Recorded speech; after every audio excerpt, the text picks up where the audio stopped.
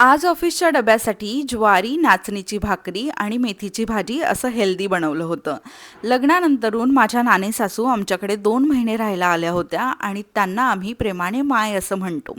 तर मायने एका नजरेतच ओळखलं होतं की मला काही भाकरी बनवता जमणार नाही.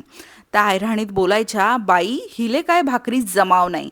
मग एक दिवस त्यांनीच मला भाकरी कशा बनवायच्या याची ट्रेनिंग दिली. त्या मला बोलायच्या, ज्वारीचं पीठ हे बारीक असलं पाहिजे, गरम गरम पाण्यात पीठ मळून घ्यायचं आणि हाताने जितका जोर लावून पीठ मळता येईल तितकं मळायचं, म्हणजे भाकरी ही मऊ होणार. मग त्यांनी भाकरी कशी थापायची तेही सांगितलं. पण भाकरी थापण्यापेक्षा मी भाकरी लाटण्यावरती जास्त भर दिला, जेणेकरून माझी भाकरी ही छान अशी बारीक राहील. त्या बोलायच्या, भाकरी ज्याला जमली ना ती खरी सुगरण. त्यांच्या त्या गोष्टी, त्यांचा तो अनुभव आणि माझा स्वयंपाक दिवसेंदिवस सुधरतच गेला. हो, अजून एक टीप म्हणजे जेव्हा भाकरी तव्यावर आपण टाकतो, त्यावर पाणी लावतो आणि वरचं पाणी सुकलं की मगच भाकरीला पलटी मारायची. तोपर्यंत भाकरीला हातही लावायचा नाही, असं त्यांनी मला खडसवून सांगितलं होतं.